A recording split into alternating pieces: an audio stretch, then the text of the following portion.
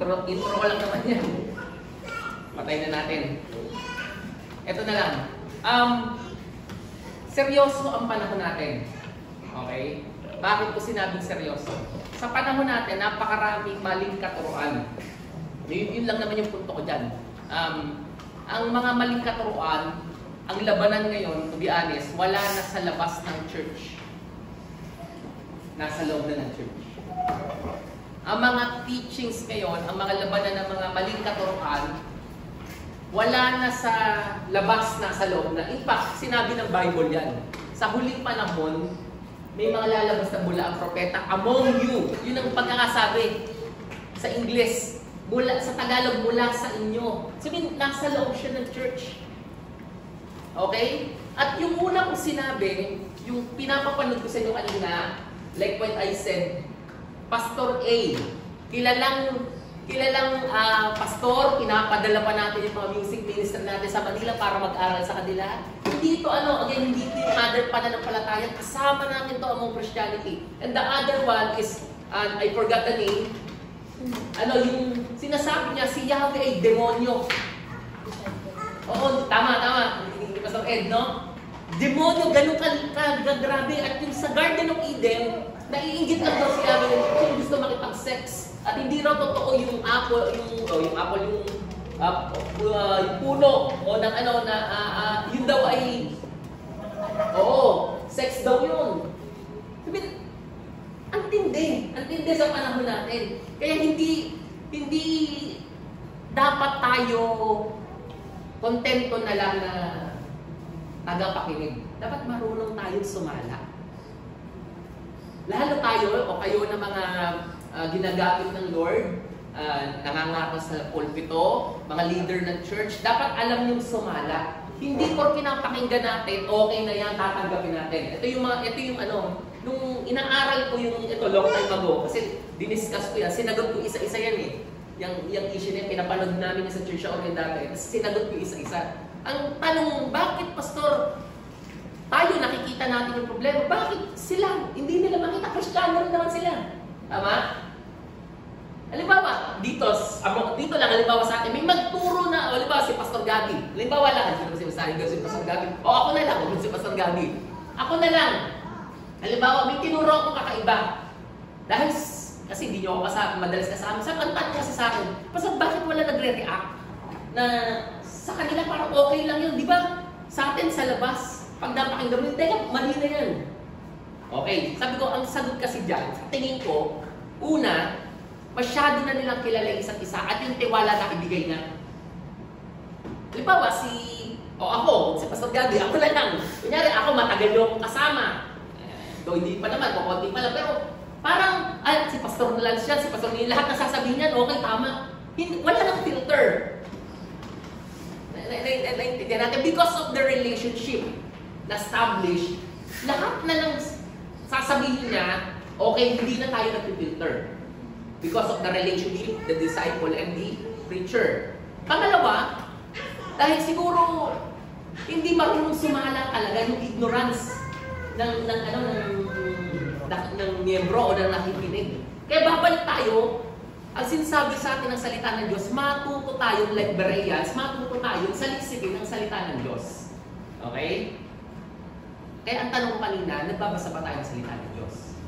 Sagot niyo, oo. Di ba salita rin naman ng Diyos yung ginagamit? So, paano mo sasalain yan? Biblia tayo yung ginagamit niya. So, dapat maging maalam tayo paano siya i-interpret ng tama. Hindi basta mapakinggan, kundi pa paano i-interpret ng tama. Okay? Sabi ni Gordon Fee, isang manitulat,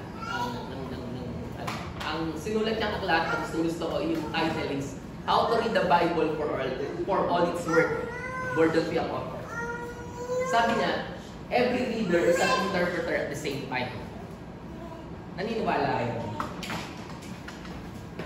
Bawat nagbabasa ay nagpapaliwanag, tagapangpaliwanag. Meron ba kayong opinion? Parang nakaganyan lang. Gusto ko tayo, usap tayo. Hindi tayo, okay lang sa akin. I-cut nyo ako, magtanong kayo, okay lang, discussion tayo. Sabi ni Gordon P., every reader is an interpreter at the same time. Bakit mahalaga natin kailangan pag-aralan? Kasi hindi po pwedeng, ay hindi ko yun pinapaliwanag. Ano lang, binabasa ko lang. Hindi totoo yun.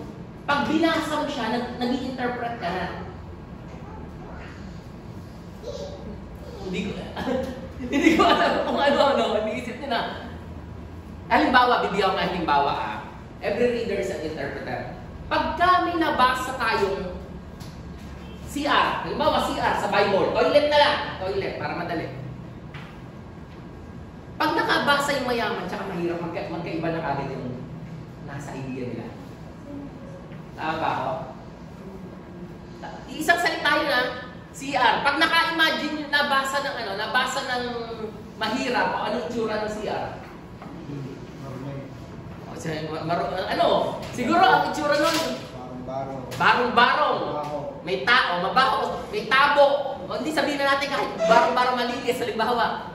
May tabo. Tama ba? May timba. Tapos kung ang nasa liblib ka pa, baka yung CR doon, hindi tiles. Di ba? May imagine mo, nasa labas ng bahay. Kasi ganun yung mga CR ng bahay, wala sa loob ng bahay, nasa labas. Kapag mayaman, ano tsura? May bidet. Ano pa? Walang tago, no? May tissue. May pabango pa sa iba, may salamin. Di ba? Ganun yung ganon. Pero wala naman sinasabi. Ang sinabi lang, CR. Kaya lang, pumapasok ka na doon sa interpretation kasi sabi nga, every reader at the same time, whether you accept it or not, nag-i-interpret ka according to your perspective. Kung sino ka, kung ano yung mundong ginagalawan mo. Kaya nagkakaiba. Kaya may iba-ibang paliwanag na sasabi na, ito, hulugan yan. Kasi bilis sa pagkaunawa mo, yun. Umiiral yung perspective mo. Bilis sa pagkaunawa niya, ito yung perspective. Kasi ganun yung mundong ginagalawan niya. Okay? Wala tayong chok Pag in-analyze niya sa diagram, yung integrated approach, wala tayong may isang bilog, imagine nyo na lang, word of the author, okay? Yung mundo ng nagsulat, and then isang bilog, word of the reader, yung sinulatan.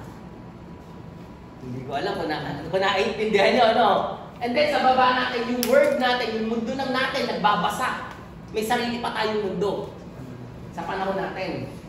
Para maintindihan natin, ang kinakailangan natin yung tinatawag na integrated approach. Ano yung integrated approach? Nagtugma-tugma yun. Nag-overlap. Parang Olympics, tama si Pastora Aya. Ganito. Halimbawa, ito yung isang bilog. Ito yung word of the author. Yan yung mundo niya. Ito yung word of the reader. Word of the reader.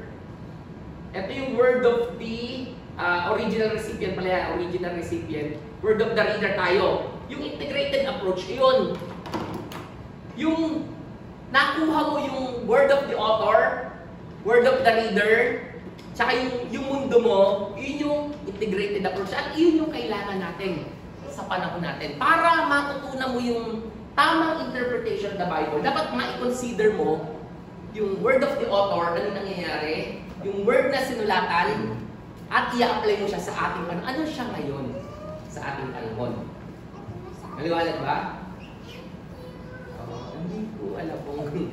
Pwede kayong magtanong Mas na-appreciate ko yung gano'n na tanong. Ang Biblia may dalawang kalikasan. Alam niyo ba yun?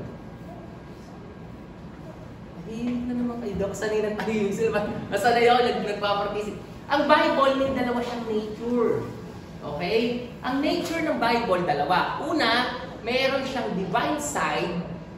Dahil Bible siya, salita siya ng Diyos. Yung kanyang divine side. Na nagbabago ng buhay, na may eternal relevance. Naintindihan natin? Sige, bibigyan ko na lang kayo ng kopya. Pero pwede kayo mag-notes. Pero bibigyan ko kayo talaga ng notes sa susunod. Bibigyan ko kayo ng notes. So, huwag niyo intindihin na masyadong detail. Yung mga nila, mga personal ideas niyo, mga personal insights niyo isulat niyo. Magbibigay kami ng notes. So, dalawang ang kalikasan ng Biblia. Word of the, yung kanyang divine side, na Biblia siya, nagbabago siya ng buhay. And then meron din siya tinatawag na technical side. Ano yung technical side ng Bible? Na meron siyang sariling panahon na naisulat. Meron siyang sariling kultura na naisulat. Meron siyang customs na sariling original recipient. At itong dalawang to, dapat mong ma-consider sa pag-i-interpret. Yung tinatawag natin kanina, word of the author, word of the reader, integrated approach. Ito yun, dapat ma-consider mo yung kanilang dalawa. Hindi po pwedeng, dahil Biblia siya, salita siya ng Diyos, i-spiritualize mo na lahat ng bagay. Naintindihan po natin? Hindi ibig sabihin, Bible siya, lahat na pwede mo bigyan ng meaning, ng kahulugan, na i-spiritualize mo. Halimbawa, at si David, yung paborito natin, at si David ay pumulot ng 5 makikinis na bato. Yes! At tumalo kay Goliath. Alam niyo po ba ibig sabihin ng 5 makikinis na bato? Alam niyo ibig sabihin nun? Hindi. Unang bato, letter J. Pangalawang bato, letter E. Pangatlong bato, letter S. Pangapat na bato, letter U. Panglimang bato is letter S, Jesus. Si Jesus ang tumalo kay Goliath. Amen! Palakpakan mo ka. Praise God! Nasa sa Bible yun. Naiintindihan natin? Wala ka bato ni Darna. Bato ni Darna, nilunukan. Hindi ibig sabihin, nasa Bible siya, pwede mong spiritualize lahat ng bagay, bibigyan mo ng kahulugan. Hindi pwede yun. May sarili siyang kahulugan. Bato yun. Tapos yun. Okay? So, dalawa yung bagay na yun. Dapat i-consider natin. So, ang tanong, ngayon pala ako papasok. Ang tanong, paano natin siya i-interpret ng tama? Okay, paano natin siya i-interpret ng tama? Okay, may 3 paraan, actually methods, na sinasabi, paano natin siya i-interpret ng tama mula dito sa reference natin. Ito yung ating reference, no? Hermeneutics and Homiletics. Ito yung ating pag-aaralan. Sinimplify ko lang, pero ito rin yun. No? Tapos may mga dinadagdag ako from other materials. How? So may 3 paraan. So in this next 3 weeks siguro, 3 weeks, i-discuss natin siya, yung hermeneutics for the next 3 weeks. Tapos, magkakaroon tayo ng mga exercises kung paano siya gawin. Okay? Excited? Bakit? Paano hindi kayo excited? Sa susunod, pwede kayo magbaon ng okay lang sa akin, habang kunyari, alanganin kasi oras natin, alas 7, no? Okay lang sa akin habang nag-discussion tayo, kumakain kayo, okay lang yun. Wala akong problema doon, may snack, magdala kayong kape, okay lang sa akin yun. Sa susunod, para hindi, lalo na yung galing sa trabaho, okay lang sa akin. So, paano? May 3 paraan, paano natin, methods, paano natin pag-aaralan ng tama yung Biblia. Okay, una, yung tinatawag na observation. Okay? Pag-aaralan natin ngayon, observation. Pangalawa, yung tinatawag na interpretation.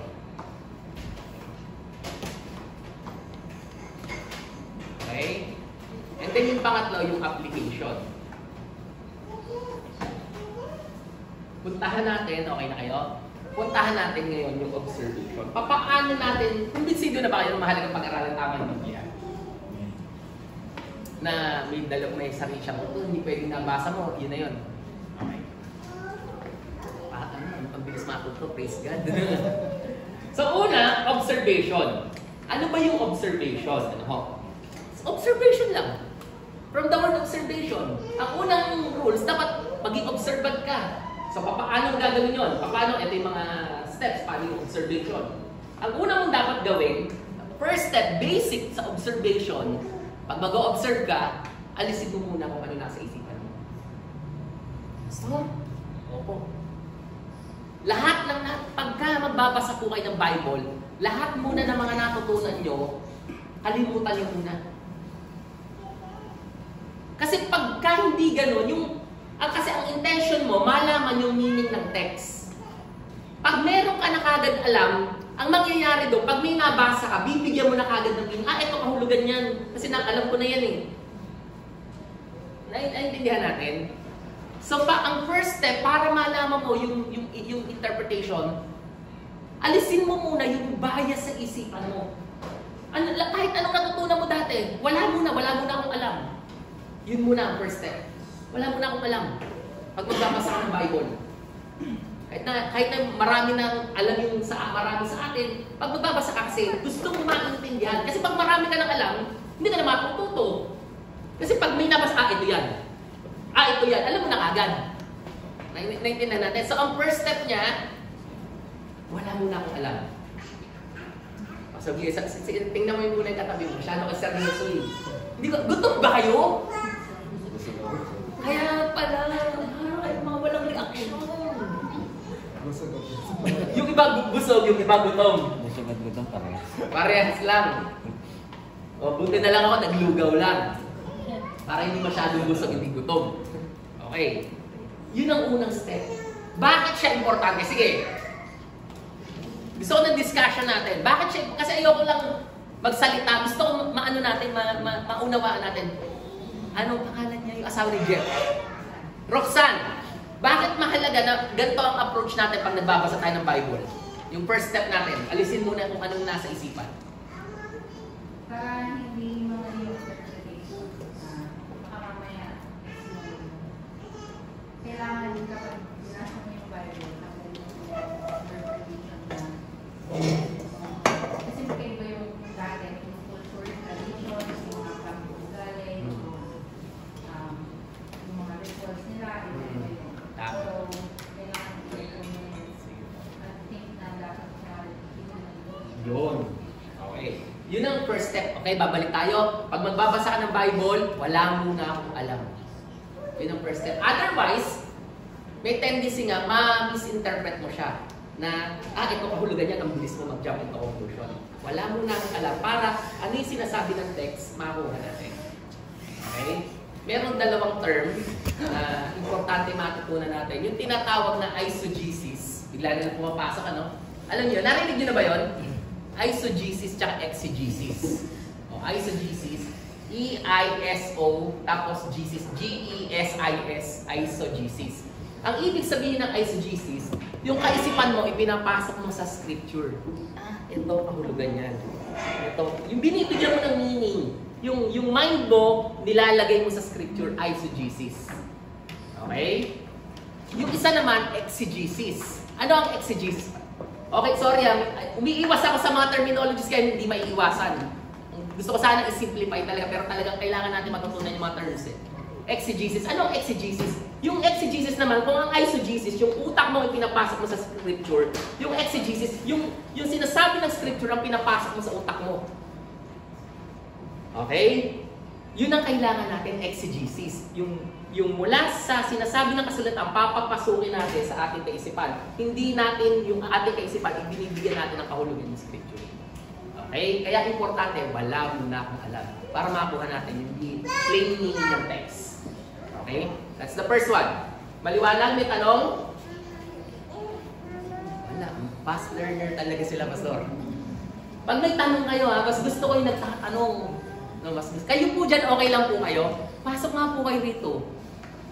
Dito po tayo. Luwag dito para masaya tayo. Yan. Lapit po kayo, lapit. Ito po, maluwag pa dito. Para hindi kayo masyadong malayo. Okay po. That's the first step.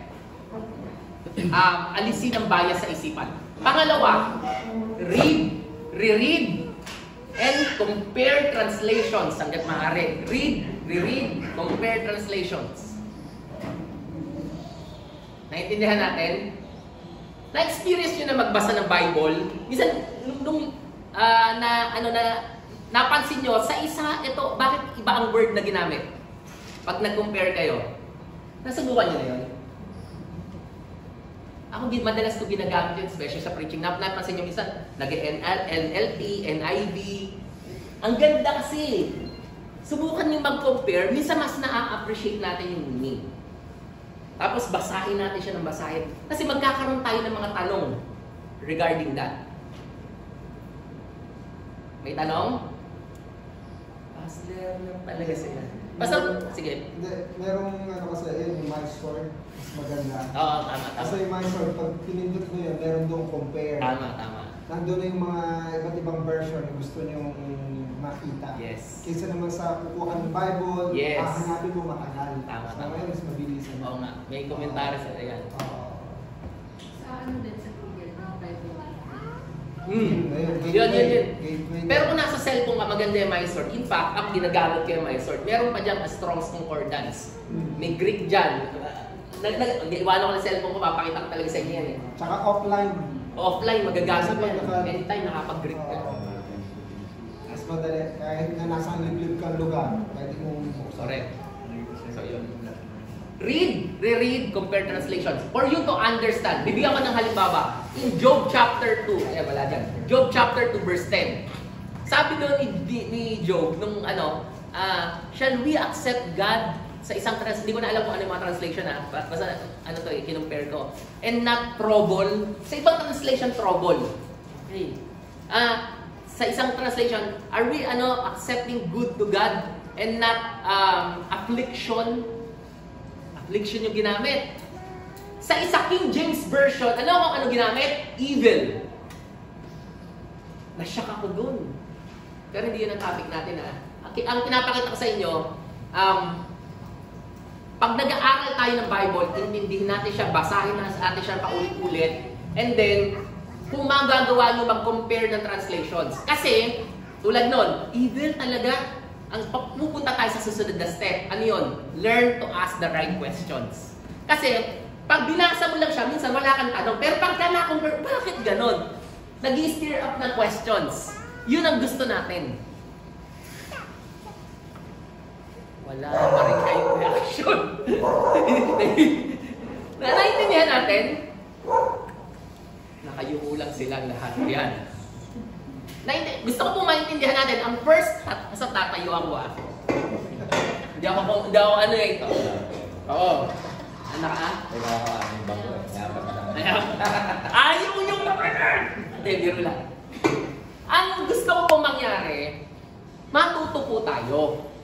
So kung may question po tayo, i-cut nyo po ako, hindi po tayo nangangaral. Okay po sa akin, mas in-encourage ko ang discussion. Pastor, may tanong ako, hindi ko po nakaintindihan, okay lang po yun kasi nandito po tayo para matuto. Okay po? So, okay lang sa akin, discussion tayo. Anong first step sa pag-interpret? Yan. Alisin muna natin yung nasa isip para makuha natin yung meaning ng text. Okay? Yung pangalawa, ano po? Yan, read, reread, basahin ng paulit-ulit, tapos compare translations hanggat maaari, makapag-compare kayo ng translations. Okay? Yung pangatlo, learn to ask questions. Matuto kayo, especially the right questions Matuto tayo magtanong. Kasi through that, makukuha natin yung ano yung kahulugan ng text. Ano yung mga tanong na yan? Ano ba yung mga tanong na yan?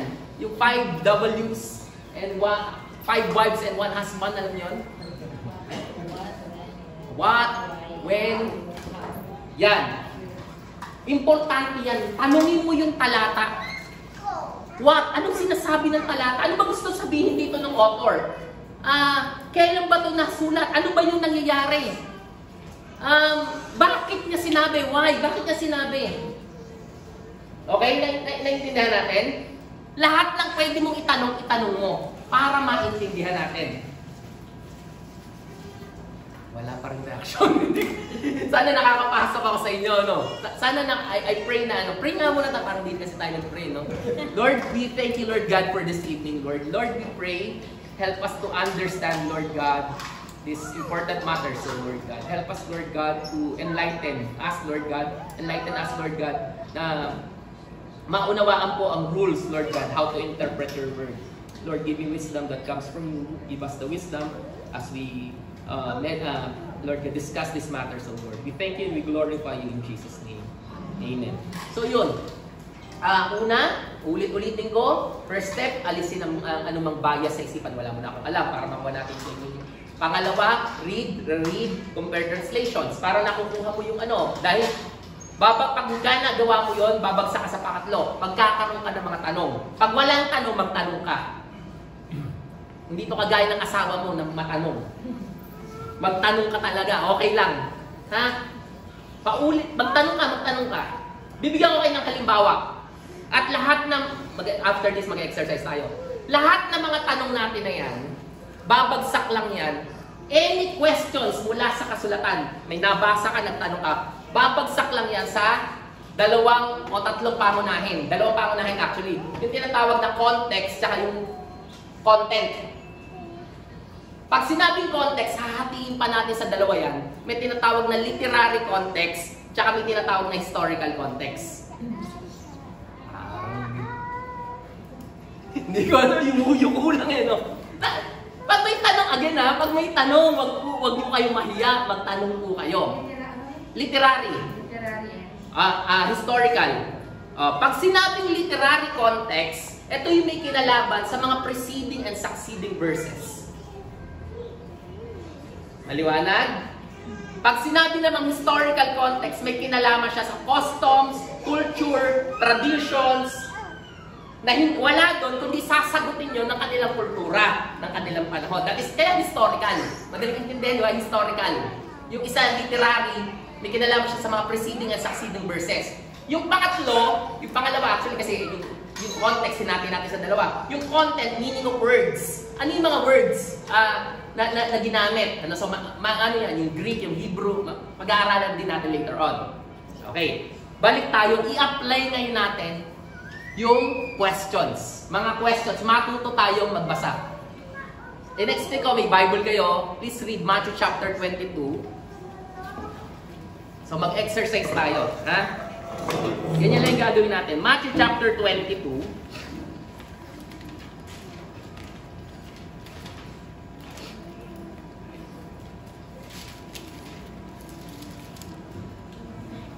Starting verse 1 hanggang naiwanan ko sa salamin ko. May Bible, walang salamin. yung kasalan. Okay? Teka. Pakibasa nyo na hanggang anong verse yan? 14, tama. Matthew chapter 22, verse 1 to 14. So, bibigyan ko kayo ng oras para basahin. Baka nasa kotse sa salamin.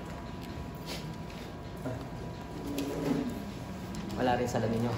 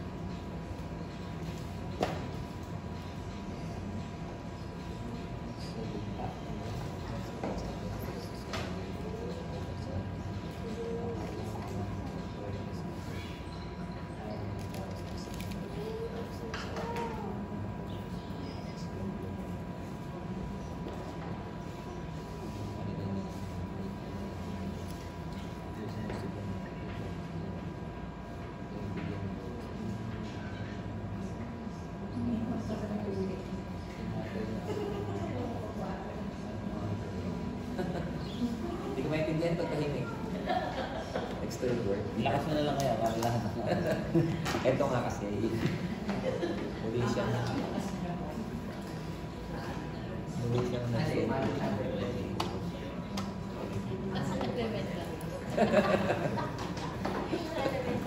Kaya mag-grade 2. Mayroon yan sa dalawang salamin. Sige, ganyan na.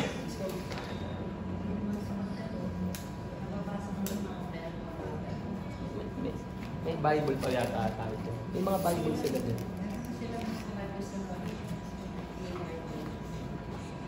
Ay, eto nga. Eto. Dito na lang kayo. Sige.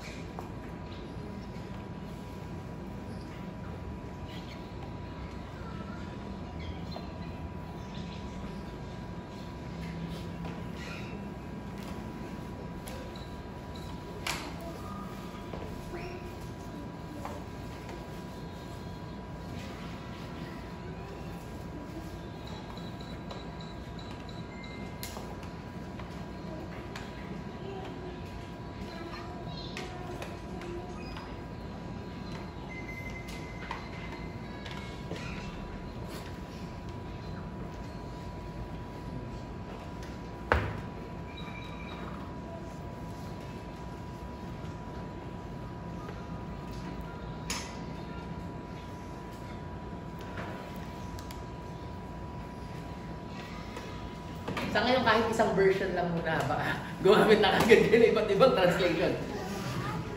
Okay lang muna. Isang version lang na muna. Ang gusto ko lang, matuto tayong magtanong. Nandun lang ako sa point na yun. For us to ask questions. Tapos na ba? 14 po, 1 to 14. 1 to 14. Ang goal ko lang, wag lang tayo magbasa, matuto tayo magtanong. Yun lang muna. Ang goal ko.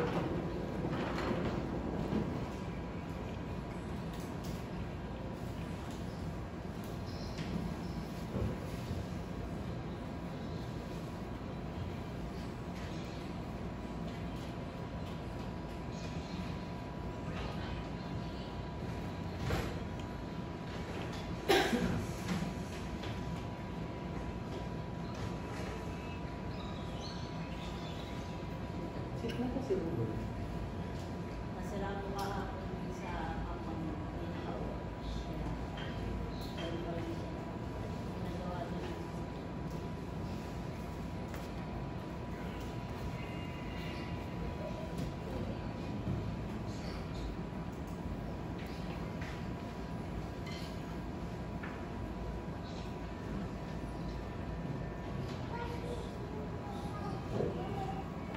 Okay na po?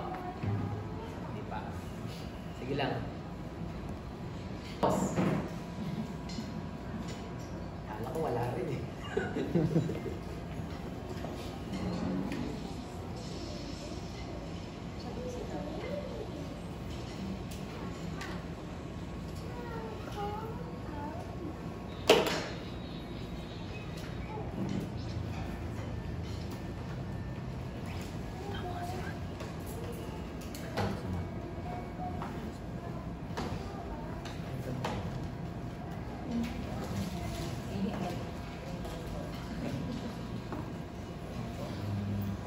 Luto sa buhay. Yung mga nakalimutan ako sa dalita. Dahil yung meeting doon, kapag skill, tsaka tingin ko doon. Anyway, discuss pa naman natin ito.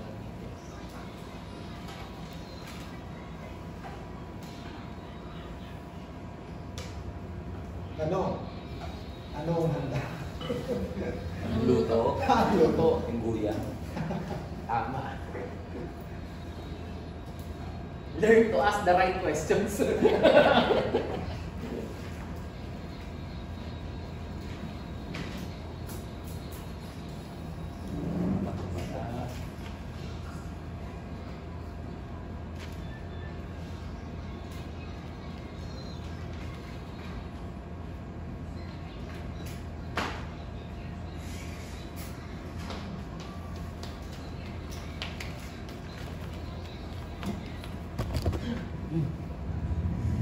Pangalawa mo na yan.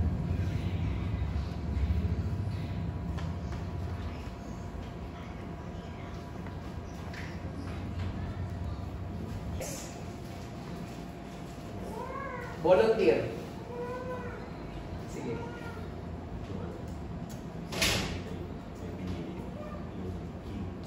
Ah. Ah.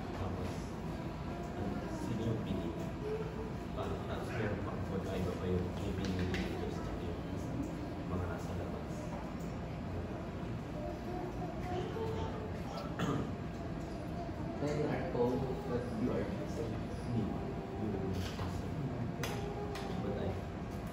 But those I invited did not deserve to. So honestly, God invite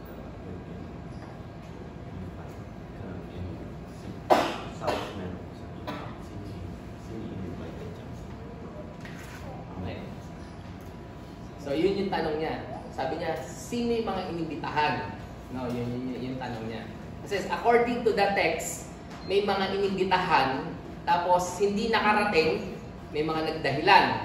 Tapos may iba pang inibitahan, yung mga nasa marketplace. Okay. Sige, ano lang natin yan. Sino ba may tanong? Ang gusto ko lang matuto tayo magtanong. Kasi pag natuto tayo magtanong, may sasagutin tayo. Pag wala kang tanong, wala kang sasagutin. Sige, sino pang may tanong? Nakahanap ko sabi tinatanong ko yung isang tao bakit hindi nakasuot pa pang kasal. Yun, good question yun. Kasi, di ba, ang sabi niya, kumuha lang ng mga tao sa pilitan. Correct. Siyempre, kung ano lisuot mo, Correct. bakit tinanong niya gano'n? Tapos pinalabas niya. Oo. Valid question ba yun? Hindi, naitanong niyo ba yun? Siya lang nagtanong nun. Tanong niyo rin ba yun? Tanong niyo po? Oo. Tama. Magandang tanong yun, ano? Magandang tanong. Ako rin yun ang tanong ko eh. Nakita niyo ba yun? Yun. Ang sabi kasi ng kwento, actually maraming tanong, pero yun yung gusto kong makita yung tanong eh. Kasi yun din ang tanong ko. Bakit ang kwento, sabi yung hari, may ikakasal yung anak niya, tapos may mga invited visitor. Sa invited visitor, sabi niya ganyan, at puntahin niyo na, tawagin niyo na yung mga invited, hindi pumunta, di ba? Tapos, nag-send uli siya. Sabi niyo, handa na yung bago, yung lechon. Sabi, yung menudo, okay na. Yung pakbet, okay na. Tapos ginawa, hindi pa rin nakinig, pinatay pa yung sender niya. Nagalit yung hari. Sabi niya, pinaslang sila, no? Tapos, yung sa daan, magtawag kayo ng mga nandyan, yung mga nasa kalye. So, pumunta.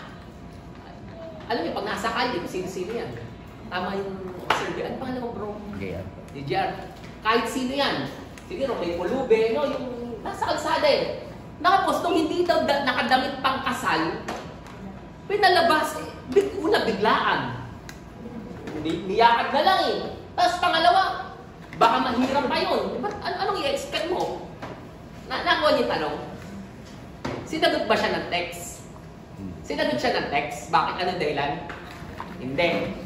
Pero tingin niyo, pwede ba siyang masagot? Saan? Ano pwedeng sumagot sa kanya? Culture. Tama. Sasagutin siya ngayon, wala dyan. Kaya ang sabi ko sa inyo kanina, karamihan ng pwede natin matanong, ang sagot sa kanya, babagsak sa literary context or historical context. Sa culture nila, pag umating ka ng kasalan, provided ang damit. Hindi naman talaga damit, kundi yung parang robe. Kasi ang ano niya, pagpasok mo na sa pinto, may washing of feet. Yeah, ano muna, kasi mga nakasandals lang yan. Pagkatapos, bibigyan ka ng robe. Ang purpose nun, according to their culture, para yung bida, yung ikakasal lang. Tapos lahat pare-parehas na ng damit. Ewan ko kung ano itsura, parang pinapatong lang, robe. Yung robe lang. Hindi ko alam kung ano itsura, basta nabasa ko lang yun. Binasa ko lang din. Pinapatong lang yon according to their culture. So, pagpapare-parehas ngayon, yung damit, kasi according to their culture again, kung ano yung damit mo, nagsisimbolize ng status sa lipunan. Pag dumarating sa kasalan, walang kayong status. Ang bida lang doon yung kinakasal, nandun lang attention. Pinoprovide yung damit. So, pare-parehas kayo doon. At maayos yun, depende sa kinakasal. Maayos yung damit. So, ito, hari, provided. Hindi pa sinuot. May katiran ba yung hari magalit? Meron. Pero hindi sinagot yun ng text. Ang sumagot sa kanya, culture. Naintindihan? So, yung mga tanong natin, may kinalaman siya sa, pag hindi siya, parang, teka muna, gamit tayo, mamaya, i-discuss ko rin sa inyo yun. May mga tools, yung sinasabi ni Pastor Gabi na makakatulong sa atin dyan. Dito pala sa ISB, nakalagay pala sa verse 11, when the king came in to see the guest, he noticed a man who was not wearing a wedding clothes. Yun! Sa ISB, Oo. wedding clothes. Oo. So magkakaroon ka ng idea, wedding clothes. No? So yun. Ano pa? Exercise pa tayo ha. Matthew chapter 18 verse 18. Basahin. Sino gusto magbasa? Matthew chapter 18 verse 18. Sige, basahin na lang. Maiksi lang naman yan. Matthew chapter 18 verse 18. Again, I say unto you that if two of you shall agree on earth as touching anything that you shall ask, it shall be done for them of my Father which is in heaven. Matthew chapter 18 verse 18. Verily I say unto you, whatsoever you shall bind on earth shall be bound in heaven, and whatsoever you shall loose in earth shall be loosed in heaven. Yan. Sinasabi ko sa inyo, ano bang ipagbawal ninyo sa lupa ay ipagbawal sa langit, at ano ipahintulot sa lupa ay ipahihintulot sa langit. Yan. Pagka nabasa natin to, ano yung madalas natin nasa isip? Saan ginagamit to? Sa review, no? Madalas natin nagagamit to sa mga tinatalian namin ang spirito ng drug addiction. Narinig niyo na ba yan? O ako lang nakakarinig dyan. Narinig niyo na? Tinatalian namin ang spirito ng korupsyon. Tinatalian namin ang spirito ng kabaklaan. Medyo lumuwag. Kaya dumadami yata sila. Ang daming tali. Diba, tanong, bakit sa dami ng nagtatali? Parang hindi yata effective. So, babalik tayo, tama ba? Either mahina sila o baka may mali. Sa dami pa naman nagtali eh. Tama ba? Oo, hanggang ngayon tinatalian pa. So, basahin natin. Yung ba talaga ang ibig sabihin niyan? Parang wala talaga kayong reaction. Meron ako sa inyo. Ano? Basahin natin. Okay. Para maintindihan natin. Atras tayo. Atras tayo kung anong ibig sabihin. Atras tayo ng verse 15. Okay, kaya yung meaning, ang Bible, ito tatandaan nyo ha, ang Biblia, hindi mo siya pwedeng kuhanan ng parang yung isang verse connected siya sa isang paragraph. Yung isang paragraph connected siya sa isang chapter. Yung isang chapter connected siya sa book. Yung isang book connected siya sa entire Bible. Hindi mo pwedeng kukuhanin lang nang hindi mo kino-consider kung ano yung mga pinag-uusapan. Okay? At para maintindihan natin siya, atras tayo, verse 15. Simulan natin verse 15. Pakibasa ulit.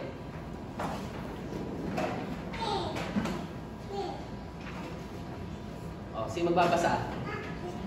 Ace, pakibasa mo nga. Starting verse 15. Kung magkasala sa iyo ang kapatid mo, puntahan mo siya at kausapin ng sarilan tungkol sa kanyang kamalian.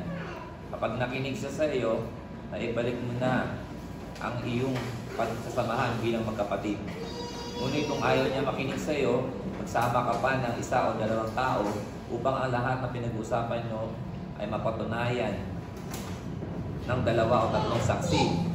Kung ayaw niya makinig sa kanila, sabihin mo sa iglesia ang nangyari. At kung ayaw pa rin niya makinig sa iglesia, murahin ay ituring mo siya parang hintil o isang maniningil ng buwis at saksakin. Gano'n? Alala ka. Ayan. Wala na. Okay. Nakalimutan ko pala, no? Sinasabi ko sa inyo, sa English ano yan? Verily, sa ibang translation, therefore. Yan, actually kasunod dyan eh. Watch out for the words, no? Pag sinabing therefore, ano yun? Conclusion. Sinasabi ko sa inyo, may dinadrive siyang point. Ayan na naman. Amen. Sabihin Hallelujah! Hallelujah! Amen. Yeah. Manawa pa doon tayo, nahiya ako. Hindi na nyo kailangan. Ay, hindi na. Record lang. Sister Celia. Hindi naman kailangan. Gusto ko lang yung relax ba? Hindi parang nakaganyan lang kayo. Ano lang kayo? Okay lang tayo dito. Relax na yan, relax na yan. Relax na yan. Normal na yan. Normal ba? Blast na yan, bro. Iniintindi na yan. Blast na yan. Sige. Yung parang, masaya. Yung parang gano'n. Okay.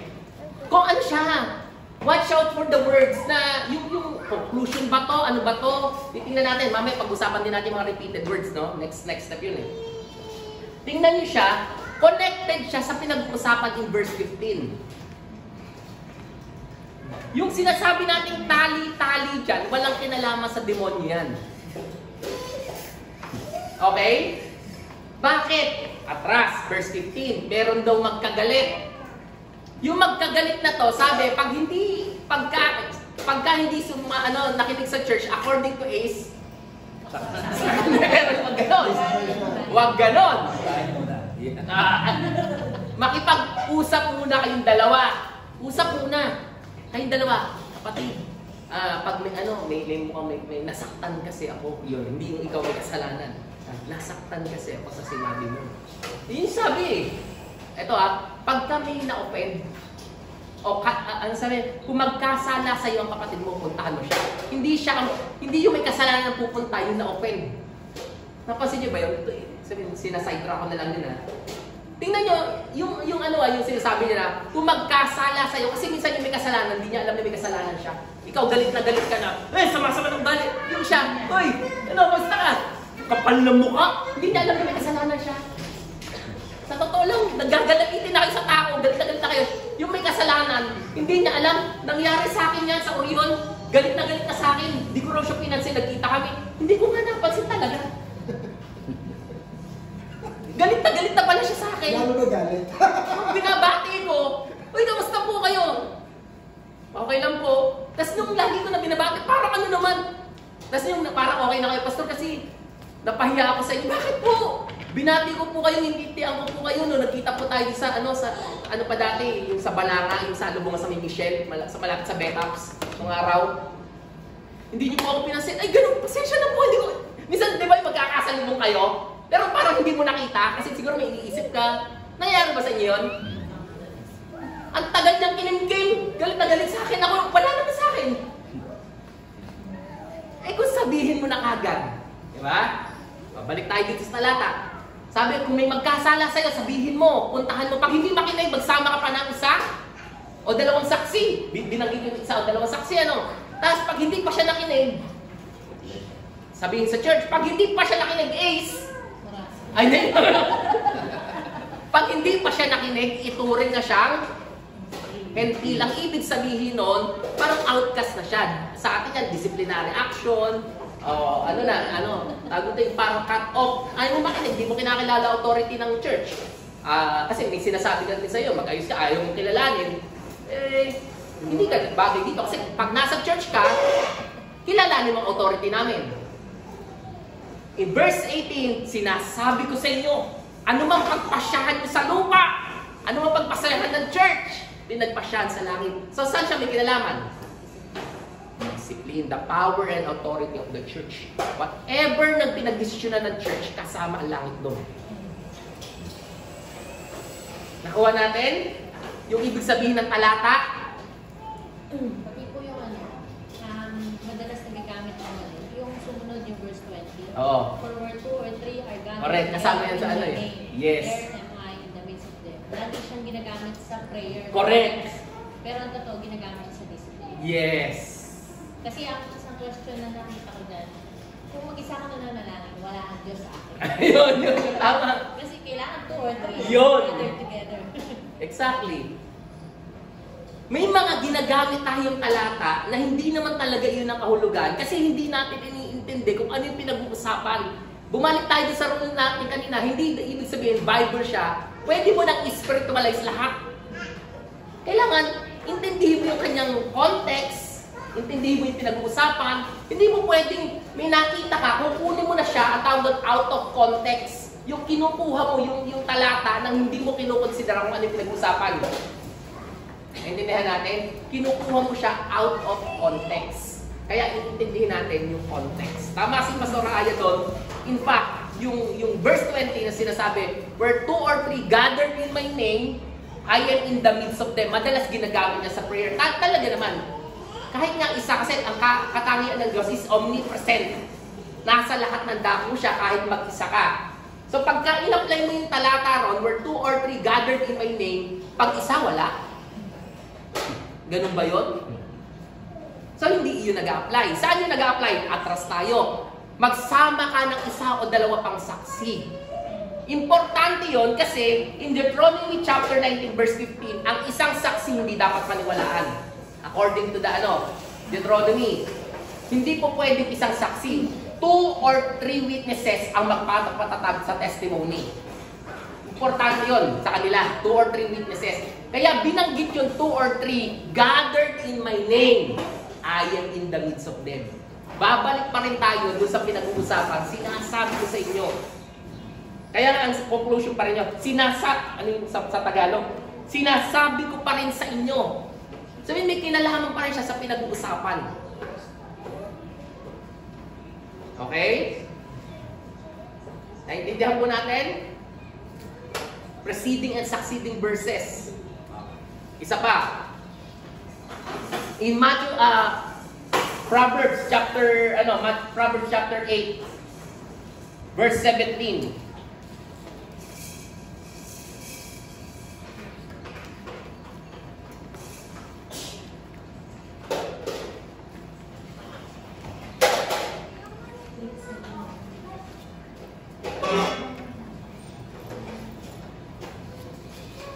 Proverbs chapter 8,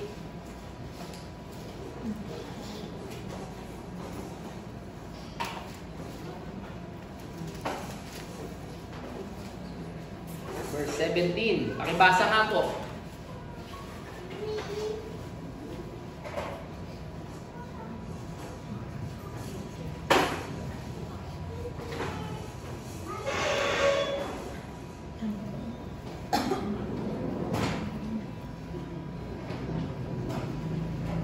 Mahal ko silang lahat na sa akin nagmamahal. Kapag hinanap ako ng masikap, iyak na masusunod ko. Yun, sabi.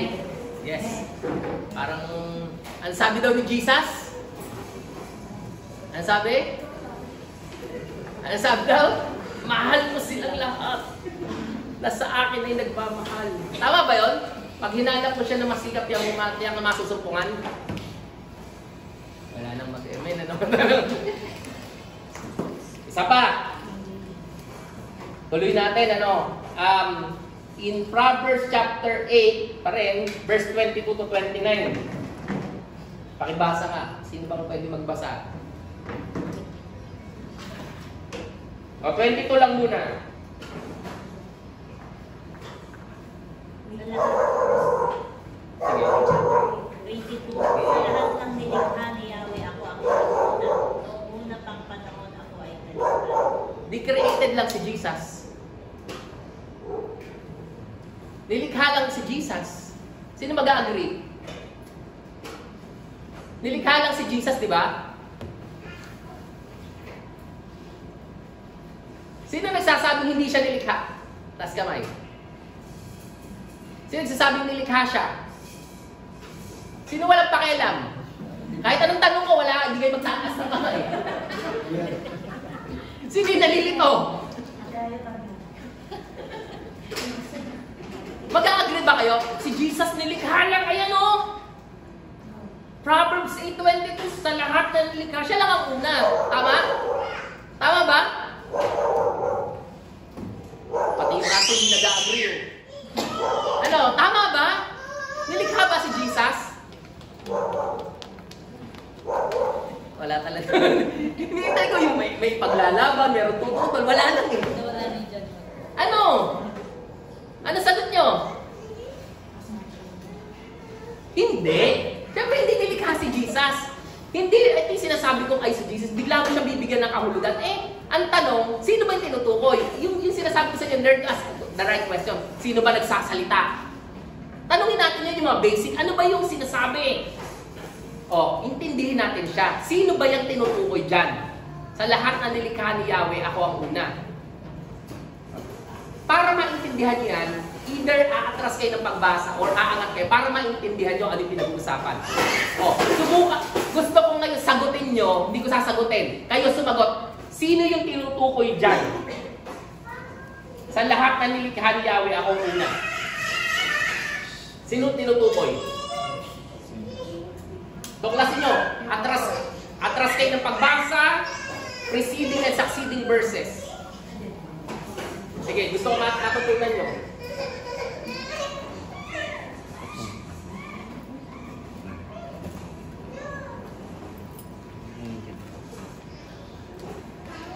Proverbs 8:20 to 20. Wala yung ISB.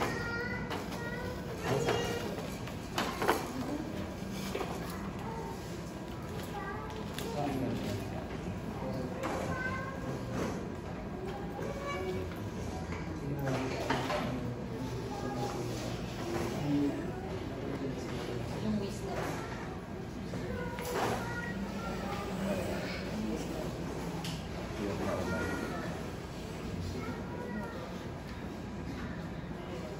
So si Jesus ba ang tinutukoy dyan? Sino? Star Apple. Sino tinutukoy dyan? Narinig ko lang yung wisdom. Sarili ko lang po, yung wisdom daw po. May paano? Wisdom ko. Huwag kayong magduda. Bakit? Bakit wisdom ang tinutukoy dyan? Hindi si Jesus. Yung title ko kasi. Nadali ko sa title. Natulungan lang ganun. Nakatulungan ng title. Tama, wisdom. Bakit? Verse 11. Verse 11. Samahan niyo ako ha. Verse 11. Pagkat akong kaalaman ay mahigit pa sa hiyas, walang kapantay sa mang liwanag. Ako. Sino yung tinutukoy ng verse 12? Wisdom. Sabi kasi ng verse 11, pagkat akong kaalaman. So yung verse 12 na ako, referring to wisdom. Ako nagbibigay ng ng talas na kaisipan, itinuturo ko, wisdom pa rin. Ang landas na tinahon ng karunungan. Ang takot kay Yahweh naglalayo sa kasamaan. Ako, sino yan? Wisdom pa rin. Namumuwi sa lahat ng kalikuan. Sa salitang baluktot at diwang kayabangan. Mayroong lakas na taglay na kayamanan. Ganon din naman unawat kapangyarihan. Dahil sa akin, wisdom pa rin.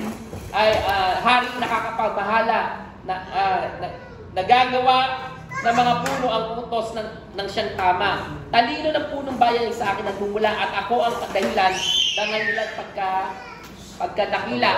Mahal ko silang lahat. Ito na. Nasa akin nagmamahal. Sino tinutukoy? Wisdom pa rin doon.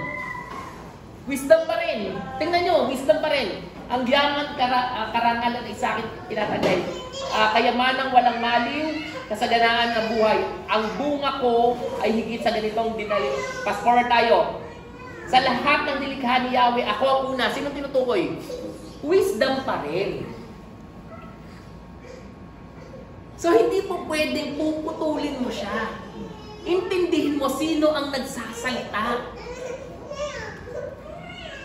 Learn to ask the right question. Sino bang kausap? Naintindihan natin? Bakit sinabi to? Magtanong po kayo. Wag nyo lang siyang basahin. Ito na yun. Hindi. Subukan nyo magtanong sa talata. Pag nagbabasa po kayo, alam niyo pag ako nagbabasa, minsan 4 chapters ang binabalikan ko. Ganun katindi.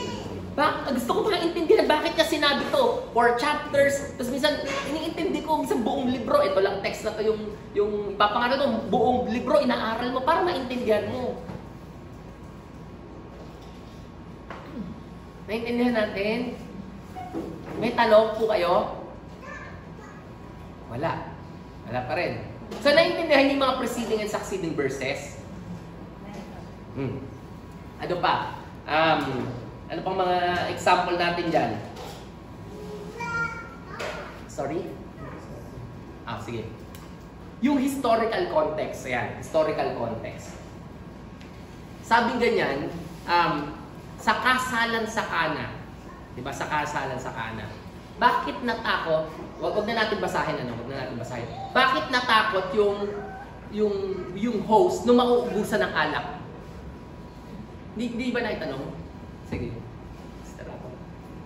Kasi po yung wine po yung pinaka-special ng pagkakakasalan.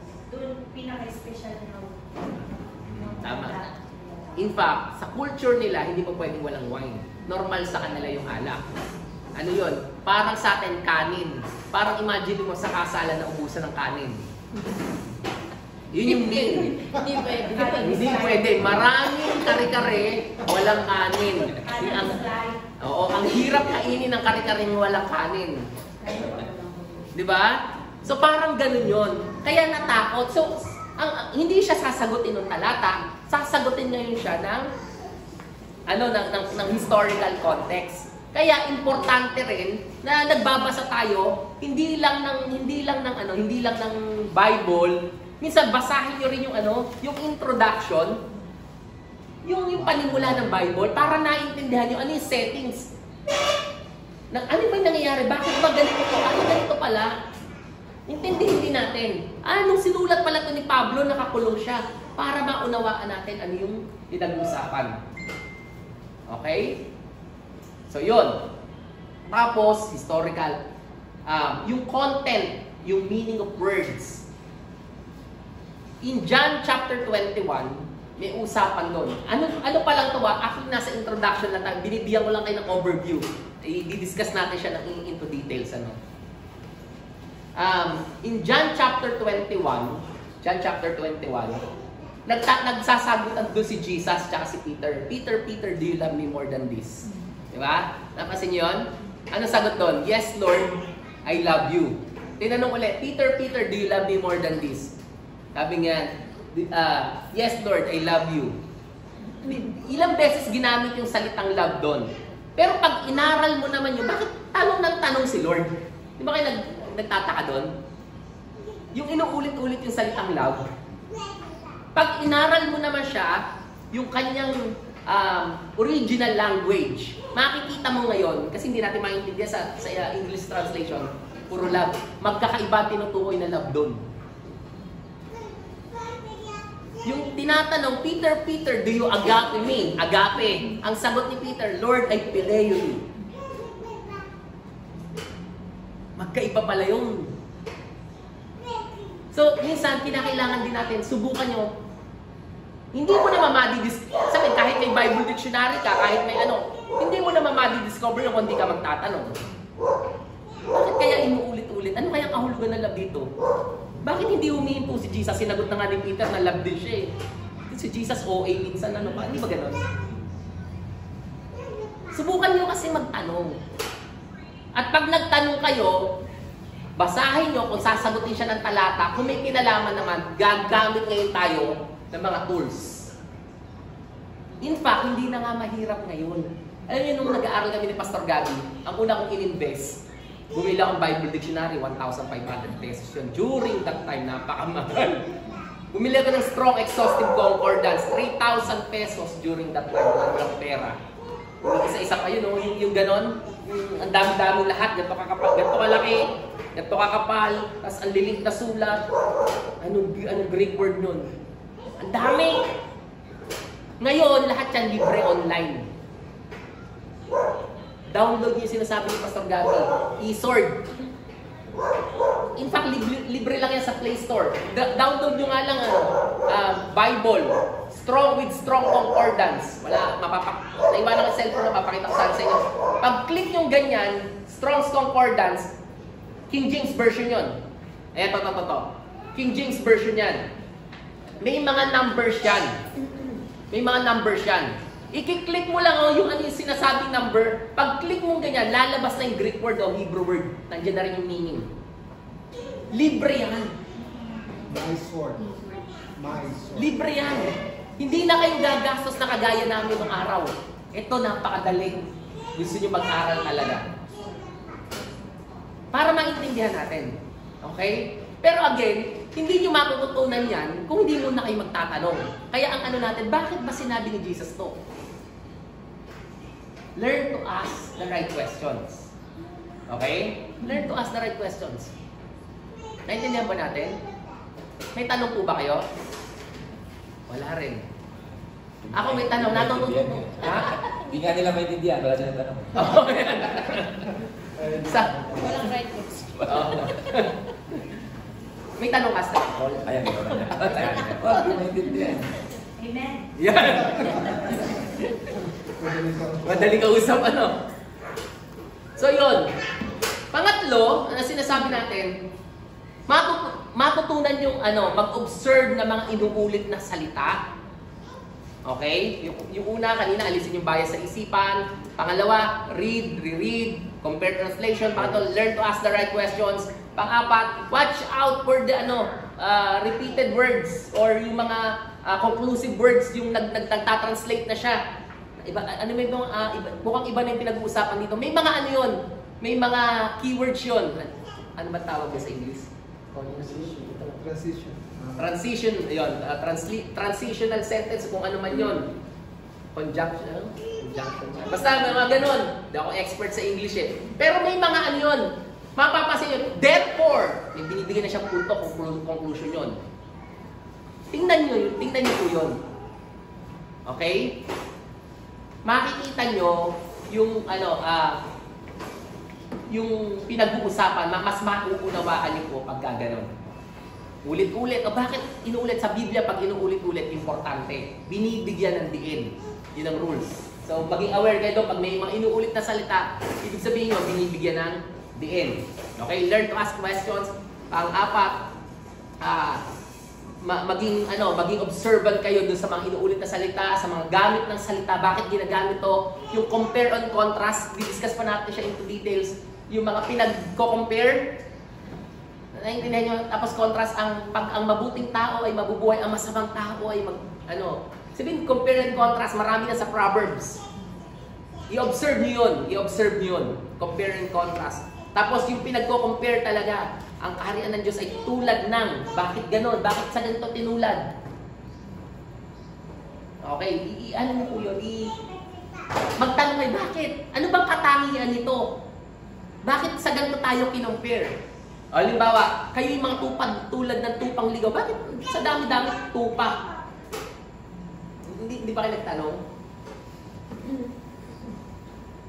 Bakit?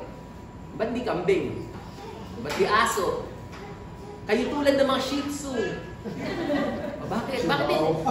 Kayo yung mga tulad ng Chihuahua. Bakit din yung Chihuahua? Cute. Makukulit. Makukulit. Kaya sa tulad ng tupa tayo. Oh, actually, hindi nga makulit ang tupa. Mabait ang tupa. Mahina eh. So, pwede mong yun pala yun, may mga reason. Sabihin, ganun pala. Ang isa sa katangian ng tupang alam ko, mapurol. Hindi. Ang totoo, ang tupa, napaka-dependent sa amo. Sa pastol niya, ang totoo lang. Naalala ko na nasa Horizon kami. Hindi ko matanda sino na nag-share nito eh. Yung tupa daw, Ray Reques, yung kilala na, Pastor Ray. Ang tupa daw, pag papalakarin mo siyang ganyan, harangan mo ng ganito kababa lang na stick. Hahakbangan niya lang, hindi makakahakbang, ma-stuck siya ron. Hindi niya maiisipan, hakbangan. Niya rin naglalakad siya, tumama yung tuhod niya. Hindi niya maisip tumalon, ganun kapurol. Oo, kaya yung kinakailangan, yung shepherd, bubuhatin niya pa yung tupa. Itatawid niya, ganun kapurol. O, sino mo ang tupa rito? Ligaw pa. Hindi, tupad. Pero sa totoo lang, ganun tayo. Hindi naman tayo siguro mapurol. Dami naman sa atin. Pero, totoo, pag kinumpare tayo sa Lord, mapurol talaga tayo. Ganun pinapakita nun. Wala ka talaga magagawa. Dependent ka talaga sa Lord. Yun talaga yun. Kahit sabihin mo anong dunong mo, Einstein ka pa, pagdating sa Lord, wala. Tupa ka. Tupa ka talaga. Diba? Yun eh. Tupa ka talaga. Okay? So yung mga ganun. Ship ka pa.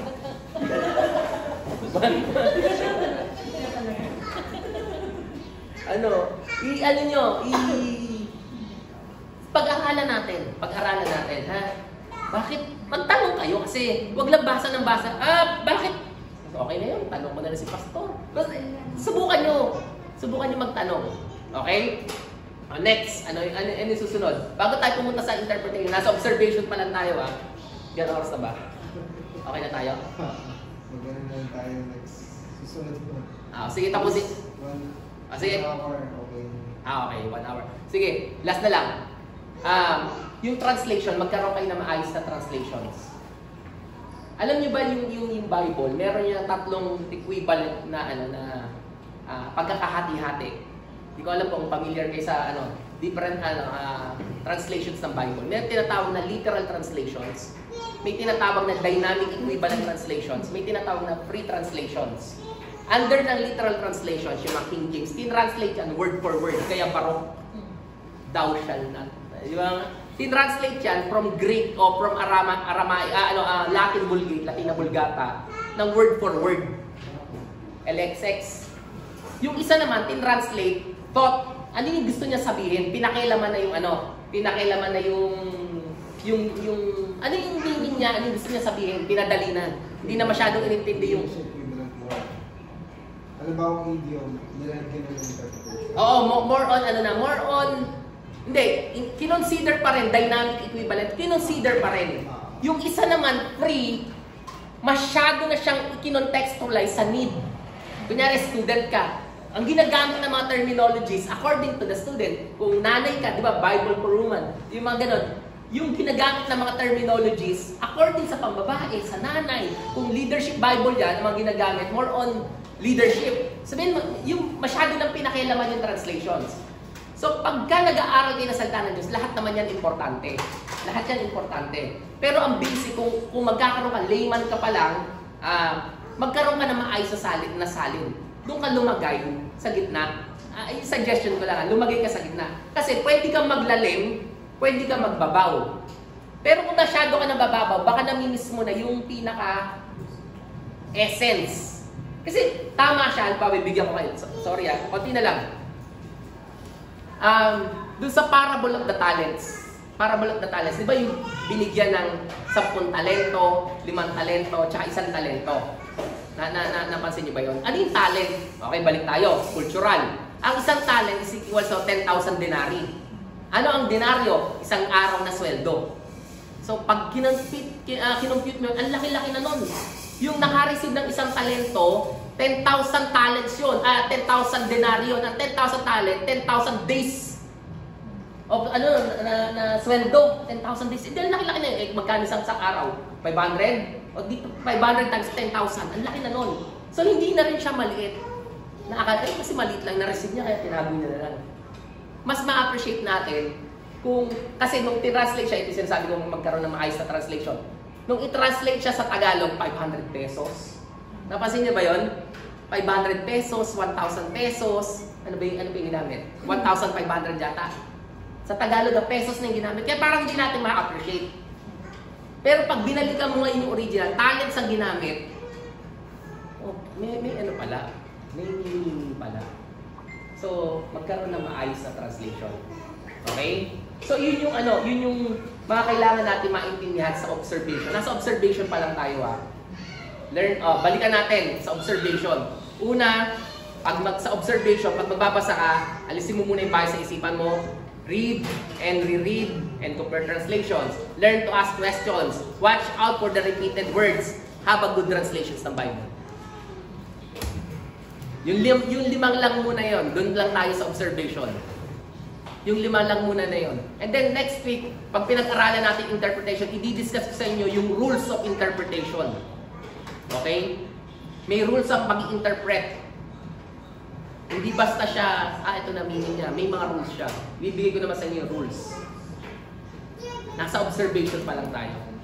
May tanong bago tayo magtapos? Wala rin? Magagaling. Wala? Sige, Pastor, wala silang tanong.